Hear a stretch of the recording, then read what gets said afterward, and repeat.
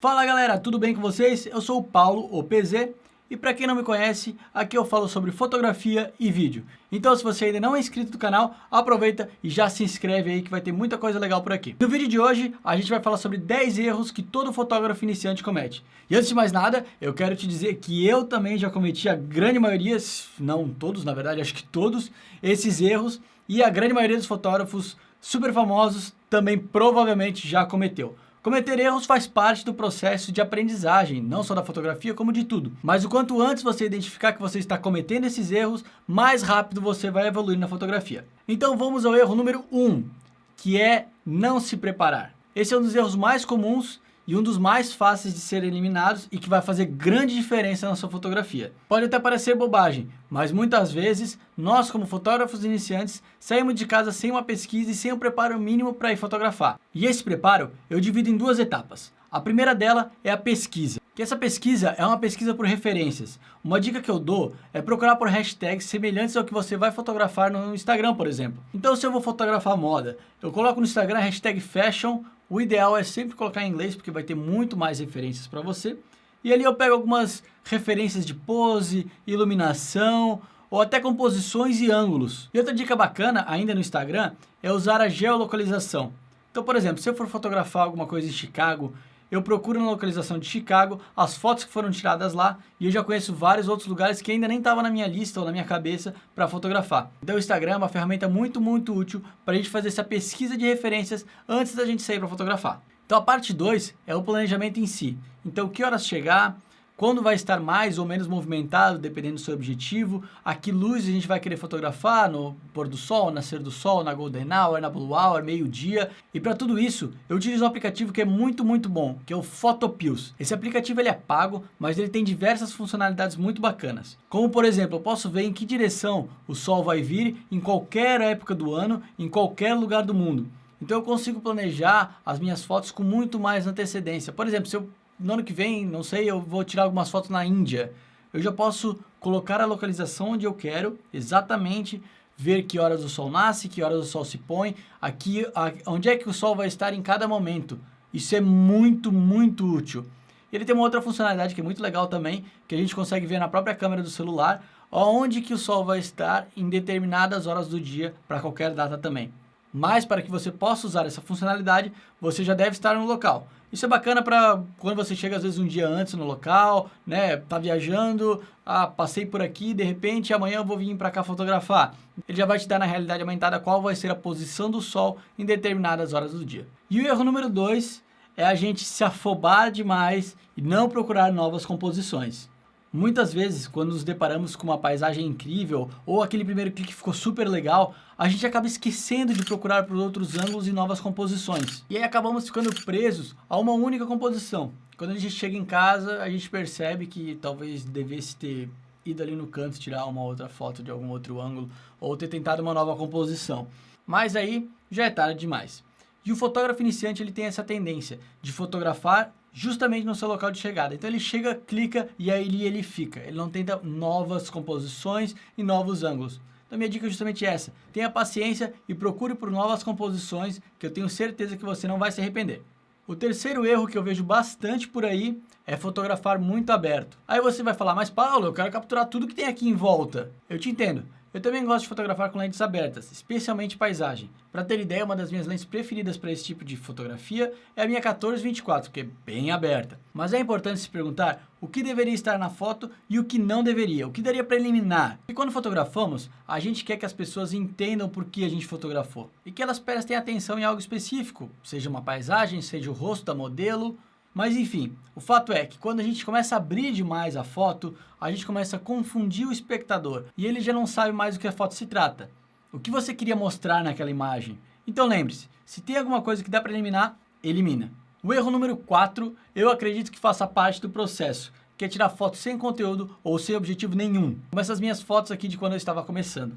Olhando para elas, fica fácil de perceber que eu simplesmente não cheguei a nem pensar no que eu queria retratar ou mostrar nessas fotos.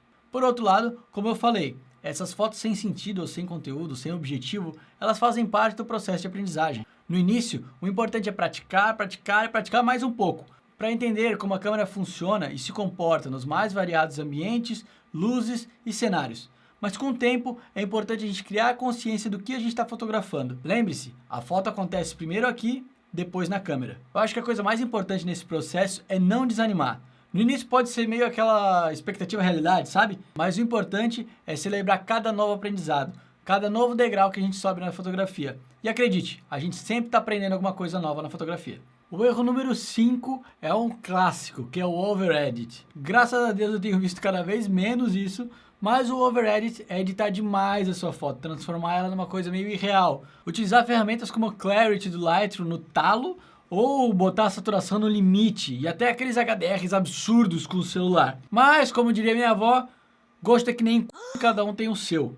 Mas acredite em mim quando eu digo, daqui a 2 anos você não vai gostar dessas fotos. Então quando a gente fotografa, a gente sempre tenta retratar da forma mais fiel possível e o que nossos olhos estão vendo. Claro que tudo isso botando uma pitada de arte e a nossa visão pessoal daquele ambiente, daquele lugar, daquela foto em si. Então muito cuidado com a pós-produção. Ela merece tanta atenção quanto a produção da foto em si. E ela pode arruinar ou salvar uma foto muitas vezes. O 6º erro é o erro que mais me tira do sério e é um dos mais simples de corrigir. Talvez por isso que eu fique tão brabo por ver ele tanto por aí. Que é o horizonte torto. Claro que a gente sempre fala que na fotografia não existem regras, mas se tem alguma delas que é uma regra, eu acho que é essa. Então se na sua foto aparece qualquer linha do horizonte, tipo a linha do mar ou coisa do tipo, lembre-se de manter ela sempre reta, a não ser que você queira passar uma sensação de desequilíbrio, desestabilidade. E quando fizer isso, garanta que o horizonte esteja bem torto para não parecer que tipo foi meio sem querer, sabe? Mas de maneira geral, você sempre vai querer que a linha do horizonte esteja reta. Tá, Paulo, mas a minha foto não tem linha do horizonte aparecendo, linha do mar ou coisa do tipo. Mas ainda assim o mundo não é torto. Então lembre-se de deixar a câmera reta, o mais reto possível. Se você não consegue fazer isso na foto em si, lembre-se que a gente tem os programas de edição para isso que vão poder te ajudar nesse processo. Mas as fotos tortas ficam tão estranhas pra gente, porque para nós, seres humanos, não é normal que as coisas estejam tortas. Faz um teste bem rápido agora. Vira sua cabeça assim de lado ou para o outro. As linhas permanecem retas. O que é vertical continua na vertical e o que é horizontal continua na horizontal. Por isso, independente da foto que você vai tirar, lembre-se sempre de deixar as fotos em linha reta, na vertical e na horizontal também. A não ser que você queira retratar alguma coisa de alguma outra forma diferente. Lembre-se, se a gente fotografa de baixo para cima, a gente empodera o que a gente está fotografando. E se a gente fotografa de cima para baixo, a gente diminui o objeto ou o que a gente estiver fotografando. Mas de maneira geral, você vai querer que as fotos estejam retas. Pulamos agora para o erro número 7, que me assustou demais quando eu era fotógrafo iniciante, que é o sensor sujo. Quando eu vi minha câmera com sensor sujo, eu não sabia na época que era o sensor sujo, eu fiquei desesperado, cheio de manchas pretas na minha foto, eu falei, o que está acontecendo por aqui? Bom, um tempo depois eu acabei descobrindo que na verdade era só sujeira no sensor. E o fotógrafo iniciante, ele tende a não cuidar tanto assim na hora de trocar de lente. Ele acaba perdendo mais tempo na troca e deixando o sensor muito mais exposto do que deveria. Então, para evitar sujeira no seu sensor, lembre-se sempre de trocar a sua lente o mais rápido possível com o sensor da câmera virado para baixo e estabeleça uma rotina de limpeza do sensor, nem que seja semestral ou anual pelo menos. E essa frequência vai depender muito do seu uso e da quantidade de vezes que você troca a lente. Mas não precisa ficar com medo de trocar a lente agora. Ah, não vou trocar a lente porque vai sujar o meu sensor.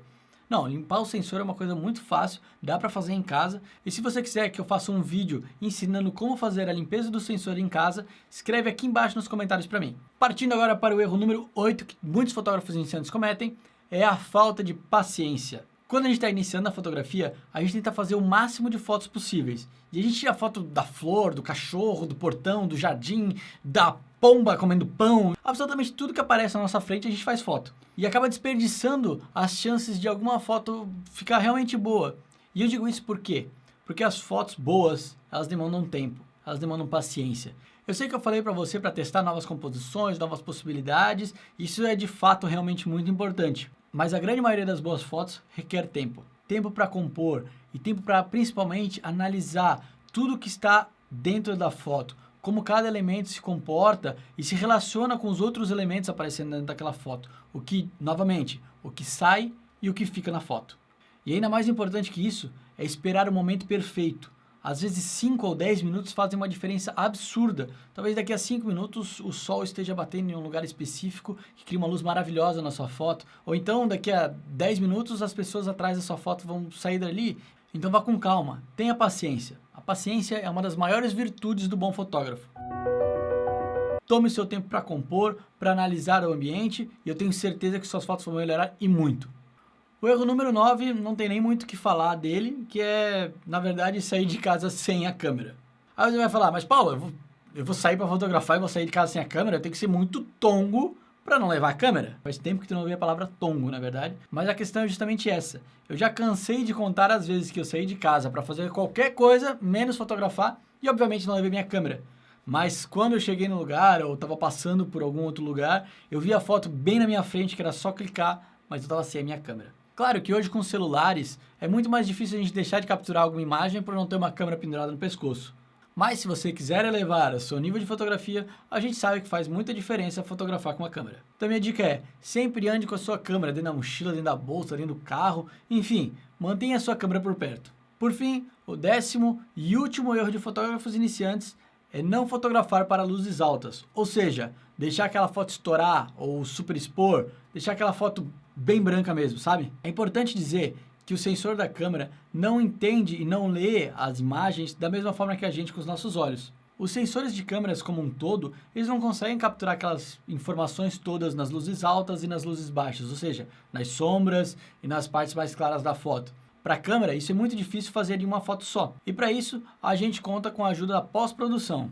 E de maneira geral, fica muito mais fácil a gente recuperar as informações nas partes mais escuras da foto do que nas partes mais claras. Ou seja, quando a gente for fotografar, é sempre importante a gente fotometrar para as luzes mais claras da foto, garantindo que elas não estejam estouradas. Como é o exemplo dessa foto aqui, porque dessa forma, no computador, a gente consegue trazer as informações que estão na sombra de volta. Se fizermos ao contrário, tirar aquela foto onde o ambiente esteja bem exposto, mas que o céu esteja um pouco estourado, a gente vai acabar não conseguindo devolver aquelas informações para a foto. Por isso é importante, fotos desse tipo, a gente sempre subexpor um pouquinho ela, para depois a gente trazer as informações de volta na pós-produção. Claro que cada câmera tem suas limitações. Cada câmera vai reagir de uma forma diferente. Algumas câmeras vão conseguir recuperar mais informações do que outras. Por isso é super importante você conhecer seu equipamento para fotografar. E como eu sei que todo mundo gosta de bônus, aí vai mais um erro bônus que fotógrafos iniciantes cometem, que é a preguiça. E quando eu falo preguiça de acordar cedo mesmo. Pouquíssimas pessoas se dispõem a acordar cedo o suficiente para ver o sol nascer. Só que a luz mais bonita é ou no nascer do sol ou no pôr do sol, que é o momento da Golden Hour. E final da tarde, os pontos turísticos especialmente, ficam lotados de gente para tirar aquela foto maravilhosa no pôr do sol. Por outro lado, se você vier pela manhã bem cedinho, você tem duas grandes vantagens. A primeira delas, não vai ter ninguém por lá, só você. E a segunda delas é que você vai ter o dia inteirinho para fotografar e explorar também. Então você aproveita muito mais o seu dia. Ah, e tem mais. Você vai ter a oportunidade de fotografar também no pôr do sol. Então, ao invés de pegar a Golden Hour no dia em apenas um momento, você vai pegar em dois momentos, no nascer do sol e no pôr do sol. Você vai ter duas oportunidades para fazer fotos maravilhosas na Golden Hour. E acredite em mim, a grande maioria das minhas fotos preferidas foram tiradas no nascer do sol. Aí vale o ditado: Deus ajuda quem cedo madruga. A não ser, é claro, que você acorde super cedo e acaba dando no sol pro nascer do sol. Aí você vai ficar bem puto. Mas faz parte, fazer o quê? Então é isso, pessoal. Esses foram os erros mais comuns de fotógrafos iniciantes. São erros simples de corrigir, mas que às vezes a gente nem se dá conta de que está cometendo eles. E se você gostou desse vídeo, não se esqueça de deixar aquele joinha e de escrever aqui embaixo nos comentários qual desses 11 erros é o que você mais se vê cometendo ou o que você mais cometia quando estava iniciando na fotografia. E se você ainda não é inscrito no canal, não esqueça de se inscrever e clicar no sininho para receber uma notificação toda vez que eu postar um vídeo novo. Beleza, galera? Valeu, um abraço e até a próxima!